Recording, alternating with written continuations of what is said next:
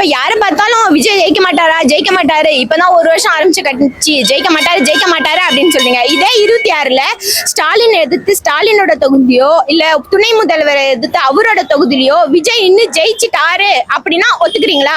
விஜயோட road show பத்தி பாத்தீங்களா இல்லையா? பார்த்தோம். அது எப்படி பாக்குறீங்க? எப்படி பார்க்கணும்னா எக்ஸ்பெக்ட் பண்ணதுதான். இது கண்டிப்பா இது நடக்கும் அப்படின்றது எக்ஸ்பெக்ட் பண்ணதுதான். ஆனா அது அவர் நடத்தக்கூடாது அப்படின்றதுக்காக யார் பண்ணாங்க அப்படின்றது தெரியும் நம்மளுக்கு எல்லாத்துக்குமே. அதுக்கு பவர் ஆஃப் பண்றது, அதுக்கு வந்து ரெஸ்ட்ரிக்ஷன்ஸ் நிறைய கொடுக்கறது, அதெல்லாம் வந்து ஒரு புதுசா வரவங்க வந்து வரவேற்கணும். இல்லைன்னா அட்லீஸ்ட் அவங்களுக்கு எதுவுமே ரெஸ்ட்ரிக்ஷன்ஸ் இல்லாம அவங்களுக்கு எதுவும் டிஸ்டர்ப் பண்ணக்கூடாது. ஆனா பவர் ஆஃப் பண்றது, பெர்மிஷன் கொடுக்காம இருக்கிறது, பப்ளிக்கை வச்சு பேச வைக்கிறது, அதெல்லாம் வந்து ரொம்ப தப்பு. ஆமா, யார் சொன்னது? என்ன ப்ரூஃப் இருக்கு? விஜய் ஃபேன்ஸ்ன்ற பேர்ல இவங்களும் ஒரு ஐடி விங் மாதிரி ஒரு குரூப் கிரியேட் பண்ணி வச்சிருக்காங்க. கேட்டா விஜய் ஃபேன்ஸ் அந்த டவல் போட்டுக்கிட்டா போட்டவங்க எல்லாம் விஜய் ஃபேன்ஸ் ஆயிடுவாங்களா? கிடையாது. இவங்க அந்த மாதிரி டவல் போட்டு இவங்க ஒரு குரூப் ஆஃப் பீப்புள் இவங்க ஆளுங்களே அப்படியே உள்ள இறக்கி விட்டு அந்த மாதிரி பிக்கிற மாதிரி அதே மாதிரி மாநாடுலயும் அப்படிதான் பண்ணாங்க. இவங்களோட ஆளுங்களே ஒரு செட் ஆஃப் குரூப் பீப்புள் உட்கார வச்சுட்டு மாநாட்டில் போய் தண்ணி அடிக்கிறாங்க அப்படின்லாம் பண்ணாங்க. இதெல்லாம் வந்து ரொம்ப தப்பான விஷயம். ஒரு புதுசா வரவர் வந்து அவரு இப்பதான் ஒரு வருஷம் எக்ஸ்பீரியன்ஸ் வராரு, இப்பதான் ஆரம்பிச்சு வராரு. அவரு வந்து இந்த மாதிரிலாம் பண்றது மேபி அவரு பேக் போக மாட்டாரு. தளபதி கண்டிப்பா பேக் போக மாட்டாரு. ஏன்னா அவரோட திரை உலகத்துல இருக்கிற உச்சத்தை விட்டுட்டு வந்திருக்காரு அப்படின்னா அதெல்லாம் பிளான் பண்ணிட்டு தான் வந்திருப்பாரு. அவர் பேக் போக மாட்டாரு. ஆனா அவர் போகிற மாதிரி இவங்க எல்லாம் பண்றது வந்துட்டு ரொம்ப தவறான விஷயம். அவருடைய மாநாடா இருக்கட்டும், இந்த மாதிரி ரோட் ஷோவா இருக்கட்டும், எல்லாமே வந்து இந்த ஆளுங்கட்சி தடை பண்றாங்கன்றீங்களா? ஆமா, கண்டிப்பா. அங்க நடக்கக்கூடிய அந்த பவர் கட்டு, அந்த மைக் ப்ராப்ளம் எல்லாமே வந்து ஆளுங்கட்சி பண்ற சரின்றீங்களா? ஆமா, கண்டிப்பா. அதுதான் மைக்லாம் இவங்க தானே ஆளு செக் பண்ணுவாங்க. எப்படி ஆளுங்கட்சி மைக் பண்றது தடைன்னு சொல்லல. மைக்குக்கு பவர் எங்க இருந்து வரும்? கரண்ட் இப்ப இந்த டிரான்ஸ்ஃபார்மர் இருக்கு அப்படின்னா இதுக்கு பவர் எங்க இருந்து வரும்? கவர்மெண்ட் தானே கொடுக்கணும். இப்ப இந்த ஏரியா கவுன்சிலர் நினைச்சா இங்க இருக்கிற பவரை கட் பண்ணலாம். கவுன்சிலருக்கு எங்க இருந்து ஆர்டர் வரும்? அவருக்கு மேல யாரு இருக்காங்களோ அங்க இருந்து ஆர்டர் வரும். அவருக்கு மேல யாரு இருக்கா? மைக் எல்லாமே ஜெனரேட்டர் செட் பண்றது தெரியுமா உங்களுக்கு? புரியலங்க. மைக் வராது. சரி, இப்ப அதுதான் நான் சொல்றேன். இவங்க ஒரு இவங்களோட டவலே போட்டுட்டு இப்ப அதே மாநாடு நடக்கிற இடமோ இல்ல இந்த ரோட் ஷோவோ எதேன்லையோ இவங்களோட ஆளுங்களே இறக்கி விட்டுறது. அந்த மாதிரி டவலை போட்டு விட்டுட்டு எங்கெங்க என்னென்ன இருக்குன்னு ஏங்க ஒரு எதிர்கட்சியா இருக்கிறவங்களே இப்ப என்ன வேணா பண்ண முடியும். இவங்க ஒரு ஆளுங்கட்சியா இருக்கிறவங்க நினைச்சா என்ன வேணா பண்ணலாமே. மைக் செட் பண்ணிருக்கதும் அந்த வண்டியவே கூட இவங்க நினைச்சா என்ன வேணா பண்ணலாமே. அப்படி இருந்தாங்கன்னா இவங்க வந்து பர்மிஷனே கொடுக்க மாட்டாங்க மேடம். பர்மிஷனே கொடுக்கலையே. இப்ப இவரு விஜய் இவருக்கு நம்ம கொடுக்கலன்னா நமக்கு வேற சான்ஸே இல்ல, எஸ்கேப் ஆக முடியாது அப்படிங்கறதுனாலதானே கொடுக்குறாங்களே. இப்ப வேற இப்ப விஜயோட இடத்துல அவர் இல்லாம வேற ஏதோ ஒரு சாமானியனா இருந்திருந்தா கண்டிப்பா இந்த அளவுக்கு வரதுக்கு இப்ப ஆள்கூடிய ஆட்சி விட்டுருக்கவே மாட்டாங்க. இப்ப ஆளக்கூடிய ஆளுங்கட்சி விட்டுருக்கவே மாட்டாங்க. இப்ப இருக்கக்கூடிய கூட்டத்தெல்லாம் பார்த்தா எல்லாமே அணில் குஞ்சுகள், ஓட்டா மாறாது. இவங்க யாருமே ஓட்டு கிடையாதுன்னு சொல்லி பேசுறாங்க. யாருக்குமே ஓட்டு கிடையாதுன்னு எப்படி சொல்றீங்க? ஒரு 18 ஒருத்தவங்களை பார்த்து வயசு ப்ரெடிக்ட் பண்ண முடியாது. இப்ப என்ன பார்த்து எனக்கு என்ன வயசு அப்படின்னு உங்களால ப்ரெடிக்ட் பண்ண முடியுமா? முடியாது.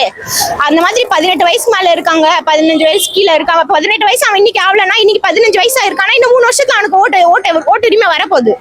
சோ அப்ப 3 வருஷம் கழிச்சு அவன் ஓட் பண்ணுவான் இல்லையா? இப்ப பாத்தீங்கன்னா இந்த ரோட் ஷோ பத்தி சீமான் வந்து ரொம்ப ஒரு மாதிரி கேவலமா பேசிட்டு இருக்காரு. இல்ல, அவர் பயந்துட்டாரு. ஒருமையில பேசுறாரு. அவர் என்னென்னமோலாம் தான் பேசுறாரு.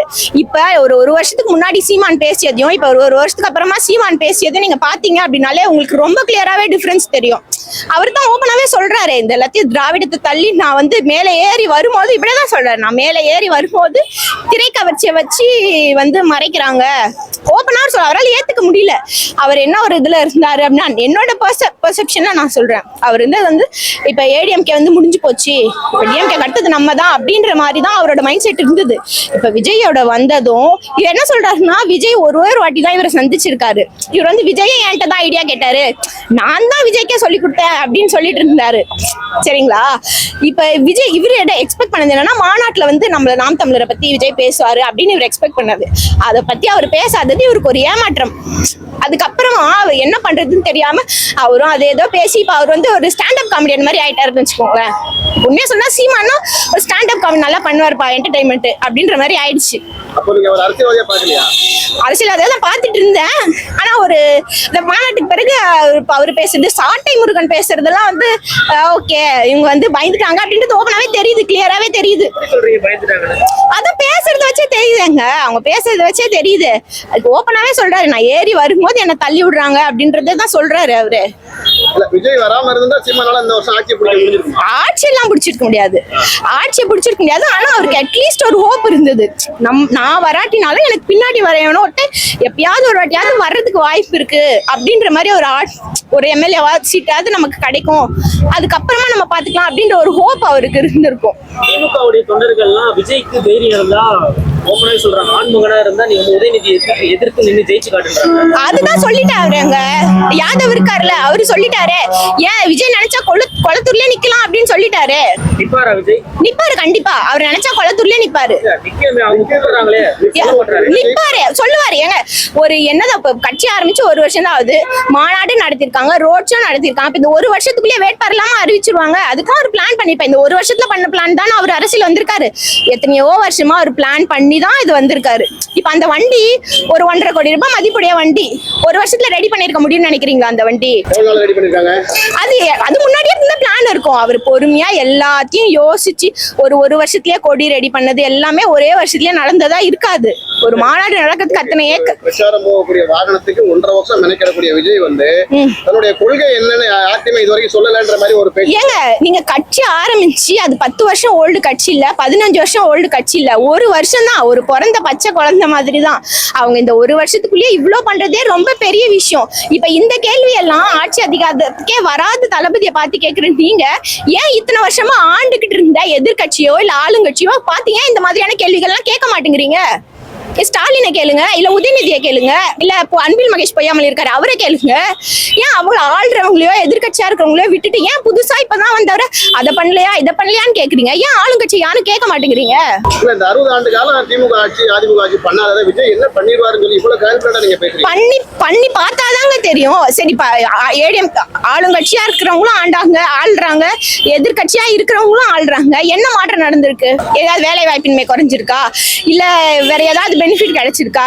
இன்னைக்கும் நிக்கிறதுக்கு உட்கார்றதுக்கு ஒரு இடம் கூட இல்லாத பஸ் ஸ்டாண்டுகள் எத்தனையோ இருக்கு. நாங்க மேடவாக்கம் ஊராட்சியில இருந்து நான் வரேன், எங்க ஊர்ல இன்னும் பஸ் ஸ்டாண்டு கிடையாது. நாங்க மழை பெஞ்சாலும் சரி வெயில் அடிச்சாலும் சரி ரோட்ல தான் நிக்கணும் பஸ் வர வரைக்கும் எங்களுக்கு இன்னும். ஆனா எங்க ஊர்ல ஆள்றவர் 15 வருஷமா ஒரே தலைவர் தான் ஆள்றாரு, இன்னும் எங்களுக்கு பஸ் ஸ்டாண்டே கிடையாது. விஜய் வந்தாருன்னா உங்க ஏரியாக்கு மேடவாக்கம் ஏரியாக்கு பஸ் ஸ்டாண்ட் கிடைச்சிரும். மேடவாக்கம் ஏரியாக்கு மட்டும் கிடையாது, வந்தாருன்னா எல்லாருக்குமே என்னென்ன தேவையோ பண்ணுவாரு அப்படிங்கறதா. ஏன்னா அவர் இதுல வந்துதான் சம்பாதிக்கணும்னு அவசியம் கிடையாது. அவர் சொன்னதே தான் நானும் சொல்ற மாதிரி இருக்கும். ஆனா உண்மை அதுதான், அவர் இதை வந்துதான் சம்பாதிக்கணும். அப்படி இப்படின்னு கலெக்ட் பண்ணாலே ஒரு வருஷத்துக்கு அவர் மினிமம் ஒரு 1500 to 2000 crores earn பண்ண முடியும். அதை விட்டுட்டு தான் அவர் இங்க சம்பாதிக்கணும்னு அவசியம் கிடையாது. 1500 2000 crore எல்லாம் கிடையாது. 2 படம் நடிச்சாருன்னா ஒரு 400 கோடி வரும், அவ்வளவுதான். சரி, ப்ரமோஷன் தான் போறது இல்லையா? எந்த ப்ரமோஷன் போறது? ஏன் அவர் ஆட் எல்லாம் நடிப்பாரு? சரி, 1000 கோடினா வச்சுக்கோங்க. 1000 கோடி இல்ல, வெறும் 400 கோடி தான். சரி, 400 கோடினா வச்சுக்கோங்க. அவர் இதுக்கு மேல சம்பாதிக்கவே இல்லன்னு வச்சுக்கோங்களேன். அவர் சும்மா உட்கார்ந்தா அவருக்கு வருமானம் கிடைக்காதா? சும்மா உட்கார்ந்தா வருமானம் கிடைக்கும். ஏன் அப்ப இது வரைக்கும் அவர் எவ்வளவு சம்பாதிச்சிருப்பாரு? இல்லங்க, இப்ப என்ன கேட்டா எல்லாரும் சொல்றாங்க இவருக்கு மார்க்கெட் போய்டுன்ற பயத்துல அரசியல் வந்துட்டாரு. மார்க்கெட்டே இந்த வருஷத்தோட மார்க்கெட்டே போயிடுச்சுன்னு வச்சுக்கோங்க.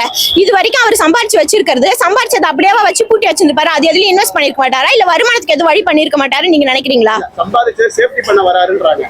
சம்பாதிச்சு சேஃப்டி பண்ண, அது சேஃப்டி பண்றதுக்கு இங்க ஏங்க அவர் வரணும்? அரசியல் சேஃப்டி பண்ண முடியல, ஆட்டே போடுறாங்க. எப்படி நீங்க சொல்றீங்க? ஆட்டே போடுற அளவுக்கு அவங்களுக்கு என்ன இருக்குன்னு கேக்குறேன். விட்டுட்டு தான் அவர் வரணும், இதுல வந்துதான் அவர் சம்பாதிக்கணும். இதெல்லாம் அசம்ப்ஷன்ங்க. இப்ப இது எல்லாத்தையும் நீங்க கேக்குறீங்க, இவர் இதுக்கு அப்புறமா அதை சேர்த்து வைக்கிறதுக்காக அதுக்காக. அப்ப இத்தனை வருஷமா ஆள்றாங்களே, அவங்க எல்லாம் சம்பாதிச்சது எங்க சேர்த்து வச்சிருப்பாங்க? ஒருத்தர் வாட்ச் கட்டி இருக்கிறதே ஒரு 2 கோடி ரூபாய்க்கு ஒரு வாட்ச் கட்டியிருக்காரு. அது அவருக்கு சம்பளம் எவ்வளவு? சிஎம் ஆகி எவ்வளவு நாள் ஆகுது? அவருக்கு சம்பளம் எவ்வளவு? அப்ப அந்த 2 கோடி ரூபாய் எப்படி சம்பாதிச்சிருப்பாங்க? அவங்க பேர்ல 2 கோடி ரூபாய் கார் இருக்கு, படிக்கிறான் இப்பதான் படிக்கிற பையன். அந்த படிக்கிற பையன் பேர்ல 2 கோடி ரூபாய் கார் வச்சிருக்காங்க. அந்த படிக்கிற பையனுக்கு 2 கோடி ரூபாய் எப்படி வந்தது? இதை ஏன் யாரும் கேட்க மாட்டேங்கிறீங்க? இதை தமிழக அரசாலே கேட்க முடியாது, ஏன் மத்தியில் ஆள்றவங்க கேட்கலாம்ல? ஏன் கேட்க மாட்டேங்கிறாங்க? ஏன் பத்திரிகையாளர்கள் கூட இதை பத்தி ஏன் ஒரு டிஎம்கே தொண்டை பிடிச்சி கேளுங்க, எப்படி இவ்வளவு வந்துச்சு அப்படின்னு கேளுங்க. யாருக்காவது கட்சிருக்கா கேட்கறதுக்கு? எந்த மீடியாக்காவது கட்சிருக்கா? தனியா உட்காந்து வச்சு ஒரு ரிப்போர்ட்டர் வச்சு தனியா போட்டோ ஷூட் மாதிரி எடுக்கிறீங்களா? ஏன் பப்ளிக்கா வச்சு கேளுங்க. ஏன் பிரஸ் மீட் கொடுக்க மாட்டேங்கிறீங்க? விஜய் பிரஸ் மீட் கொடுக்க மாட்டேங்கிறாரு, வர மாட்டேங்கிறாருன்னு சொல்றீங்க. ஏன் ஆள்றவங்க பிரஸ் மீட் கொடுக்க மாட்டேங்கிறாங்கிறது ஏன் எந்த மீடியாவும் கேட்க மாட்டீங்க? இல்ல அதான் நாங்க கேக்குறோம். பிரஸ் மீட் விஜய் கொடுக்க மாட்டேங்கிறாரு, அதுவே பெரிய தப்பு இல்லையா? எப்படி ஸ்டாலின் பிரஸ் பிரஸ் மீட் கொடுக்குறாரா? ஆமா, கொடுக்குறாரு. எப்ப கொடுக்குறாரு? அடிக்கடி கொடுக்குறாரு. அடிக்கடி கொடுக்குறாருன்னா எப்ப கொடுக்குறாரு? சரி, நீங்க ஏதோ டிஎம்கே தொண்டை அப்படிங்க ஏதாவது ஒரு எம்எல்ஏவை நீங்க பிடிச்ச ஒரு பிரஸ் மீட் வச்சு கேட்டு பாருங்க. அவங்க என்ன கொடுக்குறாங்களோ அந்த கேள்வியை தான் நீங்க கேட்கணும். மாறா நீங்க எதுவும் கேட்டீங்கன்னா பதில் கிடைக்காது. மேயரை கூட நாங்க லாஸ்டா நிறைய क्वेश्चंस கேட்டோமே. அவங்கள தான் ஒரு காமெடி பீஸ் ஆக்கிட்டீங்களே. பிரியாவை தான் ஒரு காமெடி பீஸ் ஆக்கிட்டீங்களே. அவங்களும் ஒரு ட்ரோல் ப்ராப்பர்ட்டி. அவங்களும் சேகர் பாபும் வந்து ஒரு ட்ரோல் ப்ராப்பர்ட்டி ஆக்கிட்டாங்க. அது ஆகுறது மீடியாக்காரவங்க தான். அவங்க ஒரு ட்ரோல் ப்ராப்பர்ட்டி ஆகும்போது மீடியாக்காரங்க தான். உங்க பார்வையை பொறுத்தவரை பிரியாவும் சேகர் பாபு மட்டும் தான் காமெடி பீஸா இல்ல வேற யாரும் காமெடி பீஸா? நிறைய பேர் இருக்காங்க. ஆனா ரீசெண்டா வைரல் ஆனது அவங்க 2 பேர் தான். இந்த நம்ம துப்புரவு பணியாளர்கள் போராட்டம் நினைச்சு இல்லையா, அதுல ரொம்ப எக்ஸ்ட்ரீமா போயிட்டாங்க. அதாவது என்னன்னா, இப்ப விஜய் அரசியலுக்கு வந்ததுக்கு அப்புறமா எல்லாம் பயந்துட்டாங்க அப்படிங்கிறது. இவங்க துப்புரவு பணியாளர் தொழில் போராட்டம் நடந்தது இல்லையா, அதுல இருந்து கொஞ்சம் அந்த டைம் அவங்க, அதுக்கப்புறமா சீமான் பேசுறது, இவங்க எப்படின்னா மாறி மாறி இவங்கெல்லாம் வந்து பசங்களுக்குலாம் கலைக்கிறதுக்கு கண்டென்ட் வந்து இவங்கெல்லாம் மாறி மாறி கொடுத்துட்டு இருக்காங்க. விஜய் வந்து அவரோட வேலையை தான் அவர் பார்த்திருக்காரு. இவங்க வேலையெல்லாம் விட்டுட்டாங்க. இப்ப நாம் தமிழர் கட்சிக்கு ஒரு கொள்கை அது இது. இப்ப இந்த வேலையெல்லாம் விட்டுட்டாங்க. ஃபுல் டைம் வேலையாவே அவர் என்ன பண்றாரு, என்ன போறாரு, எங்க என்ன பேசுறாரு, எங்க என்ன தப்பா பேசுறாரு, அதை வச்சு நம்ம என்ன கண்டென்ட் பண்ணலாம், இதுதான் இப்ப எங்களோட ஃபுல் டைம் வேலையாவே ஆயிட்டு இருக்கு. இப்ப மக்களுக்கு என்ன செய்யணும்னு இவங்க பாக்கல.